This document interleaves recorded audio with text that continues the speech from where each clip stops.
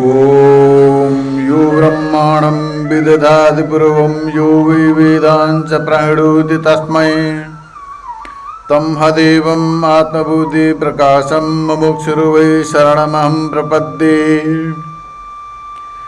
परमात्मा के चरण कमल में साष्टांग दंडवत करते हुए आप सभी लोगों का हार्दिक स्वागत अभिनंदन करते हुए आज फिर प्रश्नोत्तर मणिरत्न माला जो ग्रंथ हमने प्रारंभ किया था उसके ऊपर विचार करेंगे और उसमें से प्रथम से लेकर के 7वां श्लोक तक हम लोगों ने विचार किया था और आज 8वां से प्रारंभ कर रहे हैं और उसमें से बता रहे हैं, प्रश्न करते हैं प्रश्नोत्तर मणिरत्न माला, जिस प्रकार विभिन्न प्रकार के पुष्पों को एकत्रित करके माला बनाई जाती है, उसी प्रकार विभिन्न प्रकार के प्रश्न और उत्तरों को एकत्रित करके ये प्रश्नोत्तर मणिरत्न माला का ग्रंथ का रचना किया गया है। तो इसमें जो प्रश्न और उत्तर के प्रसंग के क्रम में बताते हैं, किम भूषणात् भूषणमस्तिशीलम तीर्थम परम किम समनो विशुद्धम। बताते हैं किम भूषणात् भूषणमस्तिशीलम,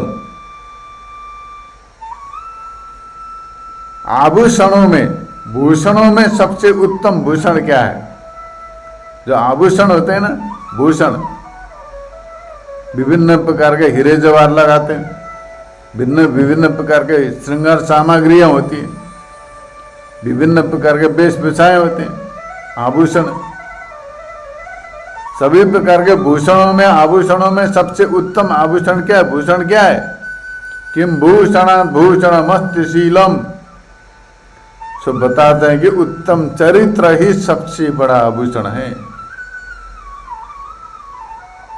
सबसे उत्तम चरित्र, गुड कैरेक्टर, यही सबसे बड़ा उत्तम चरित्र, उत्तम भूषण है। उत्तम चरित्र, सच्चरित्र, गुड कैरेक्टर ही सबसे बड़ा आभूषण है, भूषण है सबसे बड़ा। किम भूषणात् भूषणमस्तिशीलम। और आदमी चाहे ऊपर से जितने बढ़िया बढ़िया कपड़े पहने, जैसे श्रृंगार करे, लेकिन अगर उससे चरित्र ठीक नहीं है तो उससे क्या प्रयोजन? इसलिए बताते हैं, हस्तस्य भूषणम दानम, हाथ का भूषण है दान।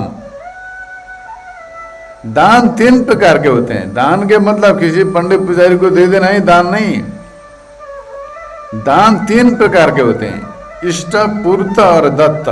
3 प्रकार के दान होते हैं जो पूजा पाठ करके गुरुजनों को, पुरोहितों को, पंडितों को दिया जाता है। संकल्प करके, पूछा पाने पकड़ करके संकल्प करके जो दान दिया जाता है उसको इष्ट दान कहते हैं। और दूसरा होता है पूर्त दान, तो श्रुति में कहा गया है कि इष्टा पूर्तम मन्यमान वरिष्ठम। दूसरा दान होता है पूर्त दान। पूर्त दान का मतलब होता है खूब तड़ाका दे, कुएं बना दिए, पुल बना दिए, सेतु और अस्पताल बना दिए, अनाथालय खोल दिए, बगीचे लगा दिए और औषधालय खोल दिए। इस तरह से जितने देश और समाज सेवा संबंधित जितने भी बड़े बड़े दान है, पुण्य कर्म किया जाता है, उन सबको पूर्त दान कहा जाता है। वे सभी पूर्त दान के अंतर्गत आ जाते हैं। और तीसरा दान है दत्त दान। दत्त का मतलब देना है। किसी को कोई भिखारी आ गया मांगने के लिए, कोई आ गया दुखित दरिद्री आ गया, कोई ब्रह्मचारी जो है ऐसी कोई भिक्षा लेने के लिए आ गए, तो उनको यथा योग्य भोजन वगैरह, वस्त्र आभूषण, वस्त्र वगैरह भोजन द्वारा जो भी दिया जाता है उसको दत्त दान कहा जाता है। दत्त दान, इष्ट, पूर्त और दत्त 3 प्रकार के दान होते हैं। हाँ, ये दान जो है कि हाथ का भूषण है। ये दान ही जो है कि हाथ का भूषण है। हस्तस्य भूषणम दानम सत्यम कंठस्य भूषणम श्रुतस्य भूषणम शास्त्रम भूषणम किम प्रयोजनम। इसलिए कहा जाता है तो हस्तस्य भूषणम दानम सत्यम कंठस्य भूषणम। हाथ का भूषण है दान। 3 प्रकार के दान जो दिया जाता है वही हाथ का भूषण है। सत्यम कंठस्य भूषणम, सत्य बोलना, सत्य वाणी, मीठी वाणी, मधुर वाणी, ईश्वर का गुणानुवाद करना, ये सब के कंठ की भूषण है, गले का भूषण है। ये जो कंठ से जो आवाजें निकलती है वो सत्य वाणी निकले, मीठी वाणी निकले, अज्ञान की वाणी निकले, भगवान के सच्चरित्रों के गुणानुवाद हुए। ये सब जो है ये सत्यम कंठस्य भूषणम, सत्य जो है कंठ का आभूषण है। हाँ, दान हाथ का आभूषण है। अगर दान देने की आदत है, दान देने का संस्कार है, तो हाथ में कोई किसी प्रकार का मुद्रा वगैरह लगाते हैं, मुद्रिकाएं लगाते हैं, हाँ, किसी प्रकार के कलाइयाँ लगाते हैं, कोई धागे बांध लेते हैं हाथ में, हाथ को अच्छे दिखाने के लिए। नंग में जो है कि नंग पॉलिश वगैरह लगाते हैं, पॉलिश लगाते हैं अच्छे दिखाने के लिए। इस सब की जरूरत नहीं है। हाँ, अगर दान देने का संस्कार है हाथ में, इष्ट पूर्त और दत्त तीनों प्रकार के दान करने का संस्कार है, क्षमता है, वो उस प्रकार के संस्कार है, देने का आदत है, तो हाथ का सबसे बड़ा आभूषण हो गया। सत्य बोलना, मधुर वाणी बोलना कंठ का आभूषण हो गया। श्रोतस्य भूषणम शास्त्रम, और कान में विभिन्न प्रकार के आभूषण धारण करते हैं, कुंडल वगैरह लगाते हैं, ठीक है, अपने अपने लगा लेते हैं, लेकिन एक नहीं 5-5, 10-10 छिद्र करके नीचे से ऊपर तक लगाते हैं आजकल कुंडल वगैरह। पता नहीं, फैशन हो गया। वो भी एक संस्कार था प्राचीन समय में, लेकिन अब फैशन हो गया वो। हाँ, 2-2, 3-3 छिद्र, एक छिद्र करके एक आभूषण लगाना चाहिए, ठीक है, ये संस्कार उचित माना जाता है। लेकिन 3-3, 4-4 छिद्र करके, 2-3 छिद्र करके उसमें से सब लगाना, ये सब क्या है? नौटंकी। हाँ, ये कोई आभूषण नहीं है, ये फैशन है। अब भाषा में देखा जाए तो श्रोतस्य भूषणम शास्त्रम, श्रोत्र का आभूषण क्या है? शास्त्र का श्रवण करो, शास्त्र का श्रवण करना, सत्य वाणी सुनना, भगवान की लीला कथाओं को श्रवण करना, वेदांत श्रवण करना, ज्ञान की वाणी को श्रवण करके अपने अंतःकरण में परमात्मा को बिठाना ही सबसे बड़ा श्रोत्र का भूषण है। श्रोतस्य भूषणम शास्त्र माने श्रोत्र का आभूषण है, शास्त्रों को श्रवण करना, सत्य वाणी को श्रवण करना, यही श्रोत्र का आभूषण है। हाँ, बाकी तो कौन है? वास्तविक आभूषण यही है। इसलिए बताते हैं पर किम भूषणात् भूषणमस्ति शीलम, सबसे बड़ा आभूषण क्या है कि शील ही, सच्चरित्र ही, शील ही सबसे बड़ा भूषण है, ये बताते हैं। और दूसरी बात बताते हैं तीर्थम परम किम समनो विशुद्धम, परम तीर्थ क्या है? सबसे बड़ा तीर्थ कौन सा है? तीर्थ क्या है? तीर्थ जाते हैं, विभिन्न प्रकार के तीर्थ भ्रमण करने जाते हैं, गंगोत्री से लेकर के गंगा सागर तक जितने भी धाम हैं, हिमालय से लेकर के समुद्र पर्यंत जितने भी धाम है, जितने भी तीर्थ क्षेत्र है, सब भ्रमण करते हैं, करना चाहिए, अच्छी बात है, बढ़िया बात है। लेकिन सबसे बड़ा तीर्थ कौन है? तीर्थम परम किम समनो विशुद्धम, अपना शुद्ध मन ही सबसे बड़ा तीर्थ है। जो मन शुद्ध है, विशुद्ध मन ही सबसे बड़ा तीर्थ है। तो भगवान शंकर से पार्वती माता ने पूछा कि तीर्थ क्या है, तीर्थ भ्रमण क्यों करें? तो भगवान शंकर ने कहा, अरे देवी सुनो, हाँ, भगवान शंकर कहते हैं इदम तीर्थम भ्राम्यन्ति तामसा जनाः आत्म तीर्थम न जानन्ति कथम मोक्षो भवेत् प्रिये। तामसा जना मैंने अज्ञानी लोग, मूर्ख लोग, हाँ, यहाँ तामस शब्द से अज्ञान अंधकार से लेना है, तमस शब्द। हाँ, तामस मैंने तामसी लोग तीर्थ यात्रा करते हैं, ऐसी बात नहीं है। तामसी लोग नहीं करते हैं, तमस मैंने अज्ञानी लोग करते हैं। जो अज्ञानी लोग हैं वो तीर्थ भ्रमण को जाते हैं, ये तीर्थ है, वो तीर्थ है। हाँ, यहाँ बैठ के ध्यान करेंगे, वहाँ करके ध्यान करेंगे, वहाँ जाकर साधना करेंगे, इधर जाएंगे उधर जाएंगे, और ये भटकते रहते हैं, करते कुछ नहीं है, कर नहीं पाते वो लोग, इधर उधर भटकते रहते हैं, भटकते रहते हैं भाई। हाँ, जहाँ भी रहे भटकते रहते हैं, क्योंकि मन तो साथ में है ना। जो अशुद्ध मन है, जो कपटी मन है, हाँ, जो मन के विकार है, अहंकार है, क्रोध है, काम है, लोभ है, मोह है, वो नष्ट नहीं हुए, अंतकरण में जमे हुए बैठे हैं, सब एकत्रित होकर के। काम बैठा है, क्रोध बैठा है, लोभ बैठा है, अभिमान बैठा है, हाँ, ईर्ष्या, जलन, छल, कपट, सारे इत्यादि आकांक्षा, महत्वाकांक्षाएं, आसक्तियां सब पोटली बन करके बैठे हैं अंतकरण में, मन में बैठे। उस तीर्थ में रहने से क्या लाभ? तो भगवान शंकर कहते हैं इदम तीर्थम ब्राह्मण तामसा जाना, ये तीर्थ वो तीर्थ, इधर भटकते रहते हैं लोग। लेकिन सबसे बड़ा तीर्थ है आत्मा, विशुद्ध आत्मा तत्व ही सबसे बड़ा तीर्थ है। आत्म तीर्थम न जानती, तो परम तीर्थ का भी तीर्थ स्वरूप है। जो आत्मा स्वरूप को नहीं जानते, तत्व का ज्ञान नहीं है, तो उनको मुक्ति कैसे मिलेगी, उनको मोक्ष कैसे प्राप्ति होगी? नहीं हो। वेद में कहा गया ऋत्य ज्ञान न मुक्ति, बिना ज्ञान मुक्ति नहीं मिलेगी। सो बताते हैं यहाँ पर, हाँ, तीर्थम परम किम समनो विशुद्धम, सबसे बड़ा उत्तम तीर्थ क्या है कि उत्तम मन ही, शुद्ध मन ही सबसे बड़ा तीर्थ है। अगर अंतःकरण शुद्ध हो गया तो वेदांत का अधिकारी बनेगा।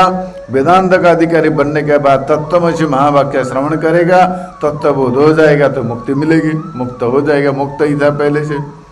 अगर अंतःकरण शुद्ध नहीं है, मन शुद्ध नहीं है, और जाकर के तीर्थों में बैठ गया, वही पहले के संस्कार है, मन वही है, आदत है वही है, विचार वही है, व्यक्ति वही है, ज्ञान ध्यान वही है,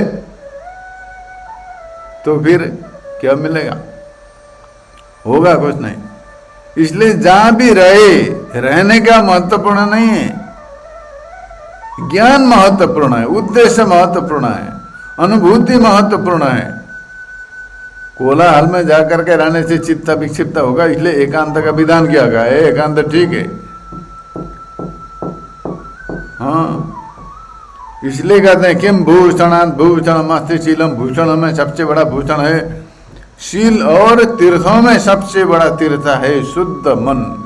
तीर्थम परम किम समनो विशुद्धम, हृदय शुद्ध है, चित्त शुद्ध है, तो जहां भी रहे उसके लिए तीर्थ ही तीर्थ है, जहां भी रहे तीर्थ है। अगर चित्त शुद्ध है तो जहां भी रहे तीर्थ है, और चित्त अशुद्ध है, अंतःकरण अशुद्ध है, तो गंगा जी के अंदर, नर्मदा के अंदर डूब करके उसके जल के अंदर झोपड़ी बना के रहे तो भी क्या फर्क पड़ेगा उससे? हाँ, तीर्थम परम क्षम समनो विशुद्धम। और तीर्थों की महिमा है अपने अपने स्थान में, गंगा जी की अपनी महिमा है, नर्मदा जी की अपनी महिमा है, बहुत बढ़िया महिमा है, तीर्थों का महिमा है अपने अपने स्थान में। लेकिन यहाँ बात बता रहा है कि मन की बात, अंतःकरण की बात बता रहे हैं। अंतःकरण अशुद्ध है तो तीर्थ भी क्या करेंगे? अगर अंतःकरण शुद्ध है तो तीर्थों की आवश्यकता नहीं पड़ेगी। अंतःकरण अशुद्ध है, मन अशुद्ध है, तो तीर्थ क्या करेंगे? अगर अंतःकरण शुद्ध है, मन विशुद्ध है, तो तीर्थों में जाने से क्या लाभ? क्योंकि वो तो तीर्थों में जाने से जो फल प्राप्त होगा वो तो सत्य प्राप्त ही है उसको, क्योंकि अंतःकरण शुद्ध है, मन शुद्ध है, हृदय शुद्ध है, तत्व ज्ञान हो गया। तत्व ज्ञान से बड़ा कोई तीर्थ तो होगा नहीं, तत्व ज्ञान से बड़ा कोई साधन तो है ही नहीं। इसीलिए बताते हैं किम भूषणात् भूषणम अस्ति शीलम, तीर्थम परम किम समनो विशुद्धम। इसलिए चित्त शुद्धि के साधन है तीर्थों में वास करना, मंत्र जपना, कर्मकांड करना, पूजा पाठ करना, तीर्थों में जाना, दर्शन करना, योगा करना, प्राणायाम करना, ये सब के सब अंतकरण शुद्धि के साधन है। सब कर्मकांड वगैरह जो भी है, कर्मकांड चित्त शुद्धि के साधन है। उपासना कांड चित्त एकाग्रता का साधन है। चित्त की एकाग्रता, चित्त चंचल है, एक जगह नहीं बैठेगा, वो बहुत चंचल है, अत्यधिक चंचल है। जैसे बंदर है, बहुत चंचल होता है। उस बंदर को ऊपर से मदिरा पिला दिया तो कितना चंचल हो जाएगा, कल्पना नहीं किया जा सकता। और मदिरा पे ऊपर से बिच्छी डंका मार दे तो बंदर की क्या हाल हो जाएगी। वही चाहिए अपना मन है, आदमी का मन वही चाहिए। एक तो बंदर चंचल है, ऊपर से उसको मदिरा पिला दिया, सुरापान करा दिया, और सुरापान करने के बाद ऊपर से उसको तो बिच्छी ने डंक मार दिया तो कितना क्या हाल होगा उसका। हाँ, जैसे वो हाल हो उस बंदर का होगा, आदमी के मन का वैसे ही हालत है। बड़ा विचित्र है। हाँ, उस मन को शुद्ध करना, उसी मन को शुद्ध करने के लिए, पवित्र करने के लिए सारे विधान है। तीर्थों में वास करना, जप तप करना, तपस्या करना, साधना करना, ये कर्मकांड करना, उपासना करना, जितने भी साधन है उसी मन को ठीक करने के साधन है सब। क्योंकि वही मन है। मन एव अनुष्ठानम कारणम बंध मोक्षयो। भगवान कपिल देव कहते हैं मन ही आदमी के जन्म मरण का मूल कारण है। बंधम तु विषयासक्तम मुक्तम निर्विषयम मन। जब तक मन किसी न किसी विषय में आ सकता है, मन में अहंकार है, क्रोध है, लोभ है, मोह है, सो बंधन में पड़ा हुआ है। हाँ, विषय में आ सकता है तो बंधन है। अगर वही मन निरंतर परमात्मा का चिंतन करके ब्रह्माकार वृत्तिमय हो गया जो मुक्ति का कारण है। बंधम तु विषयासक्तम मुक्तम निर्विषयम मन, ये है। इसलिए जहां भी रहे मन को शुद्ध करने के लिए प्रयत्न करना चाहिए और ज्ञान का श्रवण करना चाहिए, मनन करना चाहिए, निध्यासन करना चाहिए।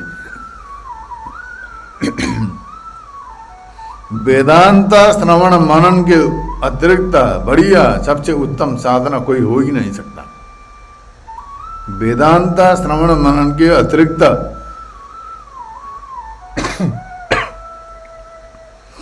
दूसरा साधन नहीं है।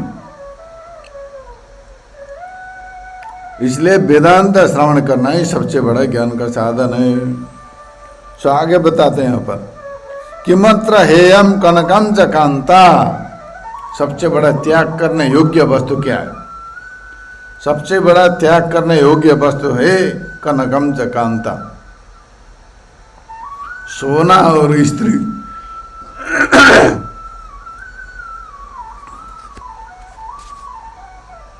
परित्याग करने योग्य वस्तु, संसार में जो परित्याग करने योग्य वस्तु है,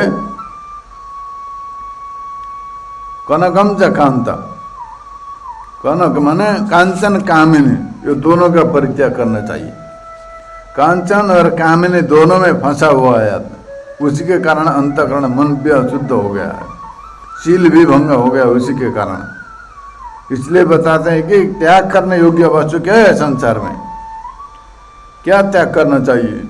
तो बताते हैं कनकम च कांता, कांचन और कामिनी दोनों को परित्याग करना चाहिए।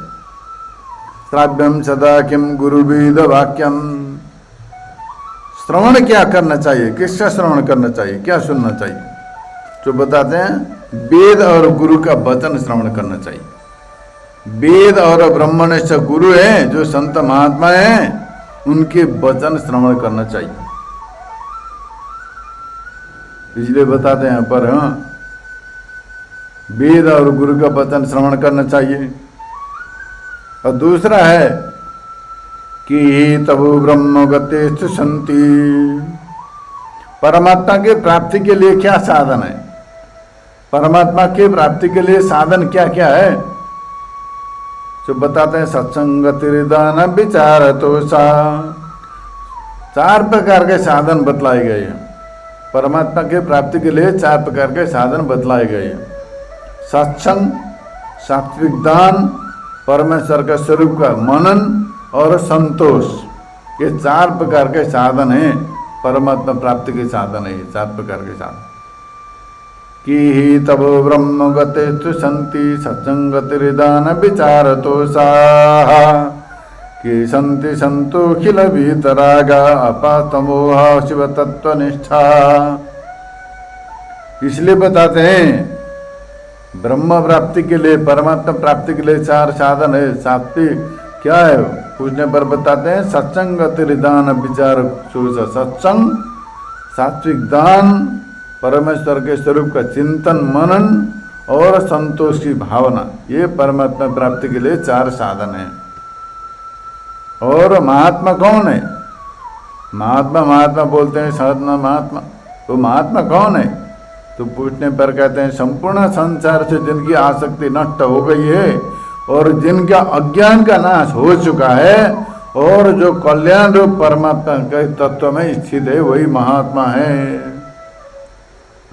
महात्मा के 3 लक्षण बतलाए गए। वो 3 लक्षण जो संपन्न है वही महात्मा है।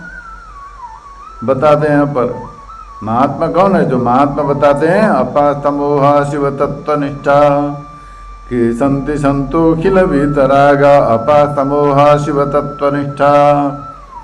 सबसे बड़ा महात्मा कौन है? तो 3 लक्षण बतलाए।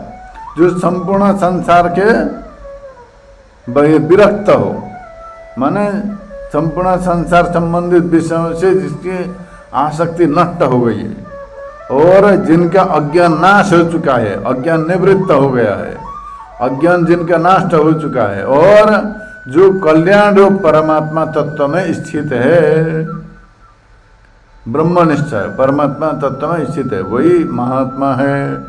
इस प्रकार यहाँ पर 8 और 9 श्लोक 2 श्लोकों का सारांश व्यक्त किया गया। और आज इतना ही करेंगे, फिर आगे जब समय मिलेगा आगे का प्रसंग फिर बढ़ाते जाएंगे धीरे धीरे करके। आप लोग श्रवण करेंगे, लाभान्वित होंगे आशा करता हूँ मैं। और इतना कहते हुए अपने वाणी को विराम देता हूँ। हरि ओम तत्सत।